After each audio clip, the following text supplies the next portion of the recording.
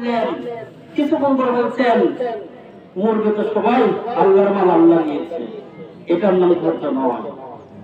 যখন মারা গেল তখনই বিরাট ছাড়া কোন প্রকারের কান্না নয়, শুধুমাত্র আপনার চোখের কোনা দিয়ে পানি বের হতে পারে, আপনার চোখের কোনা দিয়ে পানি বের হতে পারে। যদি এতটুকু পানি বের করে আপনি অন্তর দিয়ে বাবার জন্য দোয়া করতে পারেন, আর সেই সময় কোন কান্না বিলাপ ছাড়া ধৈর্য ধারণ করতে পারেন, এর নাম হচ্ছে সবর, এর নাম সবর, এর নাম হলো ধৈর্য। তো এরকম বিপদের মুহূর্তে যারা ধৈর্য ধারণ করবে, এরা হচ্ছে মুখবিহীন বান্দা। আল্লাহ পাক তারপর বলছেন মুকিমিস সালাত। আর বিনয়ী বান্দার আরেকটা অন্যতম বৈশিষ্ট্য হচ্ছে তারা সালাত কায়েম করবে, তারা সালাত কায়েম করবে, সালাত কায়েম করবে। যারা সালাত কায়েম করে এরা হচ্ছে আল্লাহ পাকের মুখবিহীন বিনয়ী বান্দা। আল্লাহ পাক তারপর বলেন রাযাকনাহুম ইউনফিকুন। আর আল্লাহ তাদেরকে যে রিজিক দিয়েছেন, আল্লাহ পাক তাদেরকে যে অনুগ্রহ দান করেছেন, এই রিজিক থেকে তারা আল্লাহ পাকের রাস্তায় দান করবে, ব্যয় করবে, খরচ করবে। এটা হচ্ছে মুখবিহীন বান্দার বৈশিষ্ট্য। সম্মানিত মুসল্লিবৃন্দ, আলোচনা খুব সংক্ষিপ্ত। আজকের জুমার মাঠে, ঈদগাহ মাঠে, আজকের ঈদের মাঠে আপনাদেরকে কয়েকটা উপদেশমূলক বাণী দিয়ে আমি কথা আমার খুতবা শেষ করব।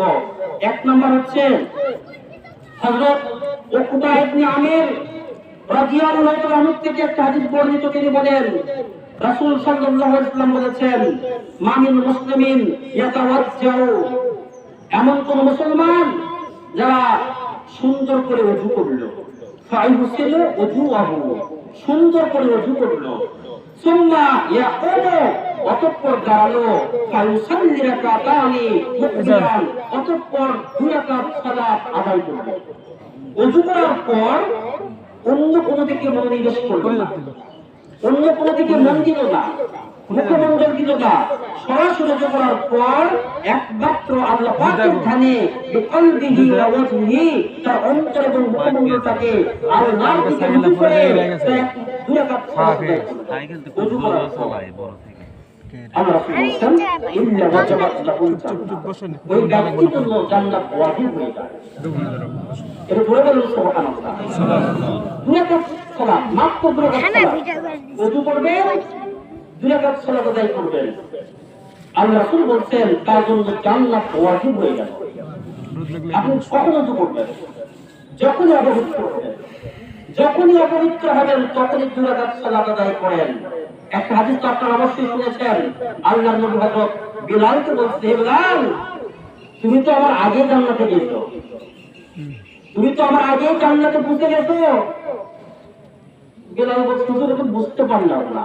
বলে আমি যখন মেরাজের রজনীতে জিবরিলের সাথে জান্নাতে যখন আমি ঘোরাফেরা করছি, তো আমার আগে তোমার পায়ের শব্দ আমি পাচ্ছি। সুবহানাল্লাহ। তুমি কি আমল করেছো, কি আমলের ভিত্তিতে তুমি আজ আমার আগে তুমি জান্নাতে চলাফেরা করছো? বিলাল বলছে হুজুর আমি কিছু আমল করি না, তবে আমি হামেশাই ওযু করি, পেশাব পায়খানা করার পরে ওযু করি, ওযু করার পর আমি 2 রাকাত সালাত আদায় করি, কষ্ট হলেও করি, এটা আমি প্রতিনিয়ত করি, এটাই আমার আমল। আল্লাহ রাসূল বলেন এই আমলটার জন্যই আল্লাহ পাক তোমাকে আমার আগে জান্নাতে পৌঁছে দিয়েছেন। হযরত বিলাল যদি এই আমলটা করে রাসূলের আগে জান্নাতে পৌঁছতে পারে, আমার উম্মতে মুহাম্মাদের সম্মানিত মুসল্লিবৃন্দ, আপনারা আমরা কি এই কষ্ট হলেও এই আমলটা করতে পারি না? 2 রাকাত সালাত আদায় করে ওযু করার পর 2 রাকাত সালাত আদায় করব, এটা আপনাদের প্রতি আমার বড় অনুরোধ। এটা একটা আমল। আপনারা এখন থেকে যখনই পেশাব পায়খানা থেকে আসবেন তখনই ওযু করেন, 2 রাকাত সালাত আদায় করেন, যখনই হোক না কেন। 1 নাম্বার। 2 নাম্বার, আল্লাহ রাসূল বলেন ইজা যা আহাদুকুমুল মাসজিদা ফালিউসাল্লি রাকাতানি ক্বাবলা আন ইয়াসজুদা। তোমাদের মধ্যে যখনই কেউ মসজিদে প্রবেশ করবে, ওই ব্যক্তি যেন 2 রাকাত সালাত আদায় না করা পর্যন্ত বসে, অর্থাৎ সালাত আদায় না করা পর্যন্ত না বসে, অর্থাৎ সালাত আদায় করবে 2 রাকাত তারপরে বসবে। আগে গেলে মসজিদে গিয়ে বসে পড়লেন আপনি, এটা সুন্নত বিরোধী কাজ হয়ে গেল। সুন্নত বিরোধী কাজ। আপনি মসজিদে প্রবেশ করুন, 2 রাকাত সালাত পড়ুন, তারপরে বসুন। যদিও ইমাম সাহেব খুতবা দিচ্ছে, তারপরেও আপনাকে 2 রাকাত সালাত আদায় করে বসতে হবে। এটা বলা হয় তাহিয়াতুল মসজিদ, 2 রাকাত সালাত। 3 নম্বর আমল হচ্ছে, সম্মানিত মুসল্লিবৃন্দ, আমরা প্রত্যেকে যখন রাতের বেলা ঘুমাতে যাব, ঘুমাতে যাওয়ার আগে আপনি একবার পূর্ণ ওযু করবেন, যেভাবে সালাতের জন্য ওযু করেন। ওযু করার পর তারপর আপনি বিছানায় যান। একটা হাদিস আছে, যদি কোনো ব্যক্তি ওযু করার পর রাতে ঘুমাতে যায়, সারা রাত ফেরেশতারা তার জন্য মাগফিরাত কামনা করতে থাকে। সম্মানিত মুসল্লিবৃন্দ, আপনারাও পারি, আমরাও পারি, রাতের বেলা ঘুমাতে যাওয়ার আগে ওযু করে তারপরে মসজিদে যাব। এটা হচ্ছে ছোট্ট ছোট্ট 3টা আমল। আমি গত ঈদেও বলেছিলাম, একটা কাজ দিয়েছিলাম। এই যে আমরা গত পরশুদিন বৃহস্পতিবার ছিল, ইয়াউমুল আরাফা, হজের দিন। এদিন একটা সিয়াম ছিল, আপনারা পালন করেছেন? আল্লাহ রাসূল বলেছেন, সিয়ামু ইয়াউমুল আরাফা আহতাসিবু আলাল্লাহি আন ইউকাফিরা সানাতাল্লাতী ক্বাবলাহু ওয়াস সানাতাল্লাতী বা'দাহু।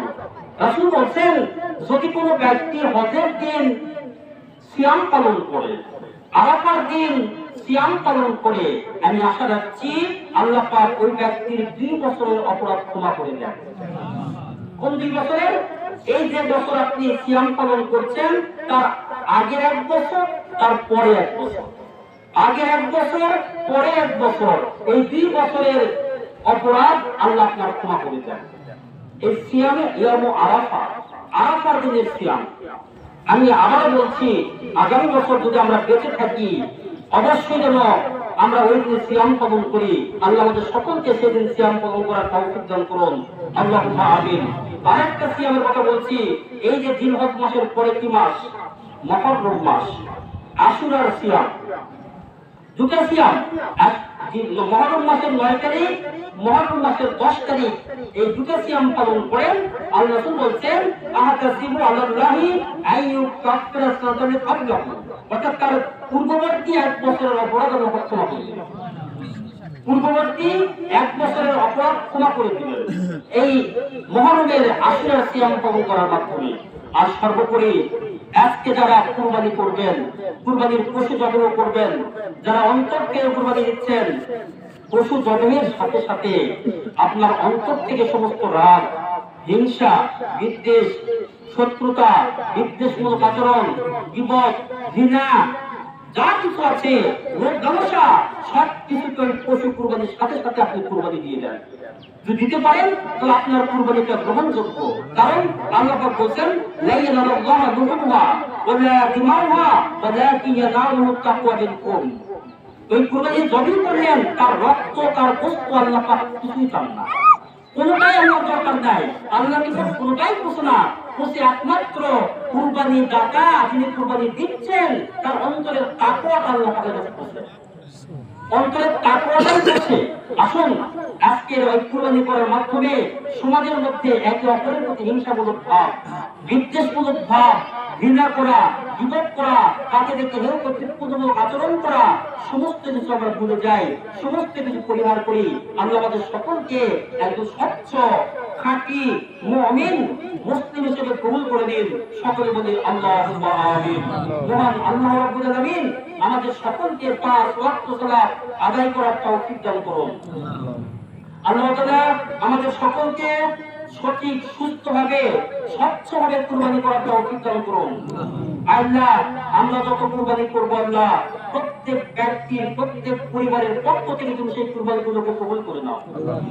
আল্লাহ, আমরা এই ছোট্ট জীবনে, সংক্ষিপ্ত সময়ে যত আমল করেছি, আল্লাহ সমস্ত আমলকে তুমি সৎ আমল হিসেবে কবুল করে নাও। আল্লাহ, আমাদের জীবনের সমস্ত ভুল ভ্রান্তি তুমি ক্ষমা করে দাও। আল্লাহ, সমস্ত অপরাধকে তুমি ক্ষমা করে দাও। আল্লাহ, যত পাপ আমাদের আমলনামাতে রয়েছে, সমস্ত পাপ তুমি ক্ষমা করে দাও।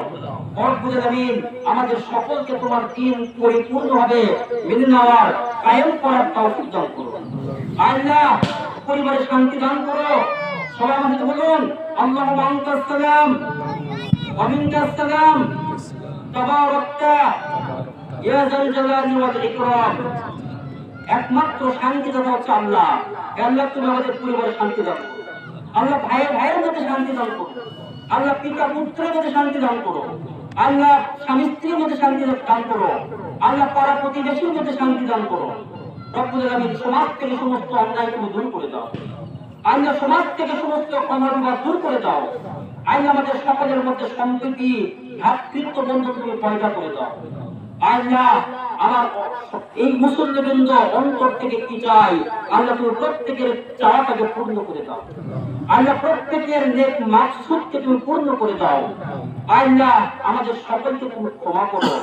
রব্বুল আলামিন, যাদের মধ্যে খারাপ চিন্তা আছে আল্লাহ সমস্ত চিন্তাকে তুমি উচ্ছেদ করার তৌফিক দান করো। যাদের মধ্যে হিংসাত্মক ভাব আছে আল্লাহ প্রত্যেককে হিংসা থেকে বাঁচার তৌফিক দান করো। আল্লাহ আমাদের সকলকে তুমি খাঁটি মুসলমান হিসেবে কবুল করে নাও। আর রব্বুল আলামিন, এখানে যারা উপস্থিত আছে আল্লাহ, কেউ বা পিতা হারা, কেউ বা মা হারা, কেউ বা ভাই বোন হারা, কেউ বা জগতী হারা, জনগণ হারা আল্লাহ, যারা যাকে হারিয়েছে আল্লাহ প্রত্যেকের কবরের সমস্ত আযাব তুমি মাফ করে দাও। আল্লাহ কবরগুলোকে জান্নাতুল ফেরদাউস বানিয়ে দাও। আল্লাহ যারা এখানে এতিম আছে আল্লাহ, এতিমদের দোয়া কবুল করে নিয়ে আল্লাহ পিতামাতার কবরগুলোকে জান্নাতুল ফেরদাউস বানিয়ে দাও। আল্লাহ এখানে যারা শিক্ষার্থী আছে আল্লাহ প্রত্যেক শিক্ষার্থীর জীবন শক্তিকে তুমি বাড়িয়ে দাও। আল্লাহ প্রত্যেকের মেধা শক্তিকে বাড়িয়ে দাও। আল্লাহ প্রত্যেকের স্মৃতি শক্তিকে তুমি বাড়িয়ে দাও। আল্লাহ এখানে যে সমস্ত বিবাহ উপযুক্ত ছেলে আছে আল্লাহ প্রত্যেককে তার বিবাহের ব্যবস্থা করে দাও। আল্লাহ যে সমস্ত বিবাহ উপযুক্ত মেয়ে আছে আল্লাহ তাদের সব পাত্রের ব্যবস্থা করে দাও। রব্বুল আলামিন, এখানে যারা উপস্থিত আছে আল্লাহ আমাদের প্রত্যেককে তুমি সুস্থতা দান করো।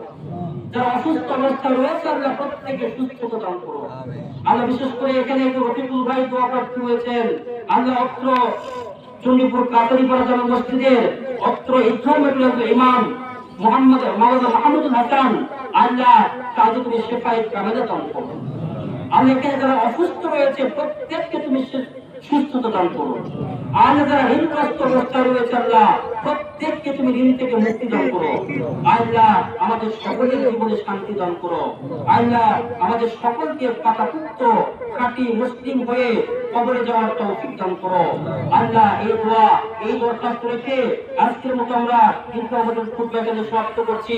সকলে বলি সুবহানাকা আল্লাহুম্মা ওয়া বিহামদিকা আশহাদু আন লা ইলাহা ইল্লা আনতা আস্তাগফিরুকা ওয়া আতুবু ইলাইক। আসসালামু আলাইকুম ওয়া রাহমাতুল্লাহি ওয়া বারাকাতুহু।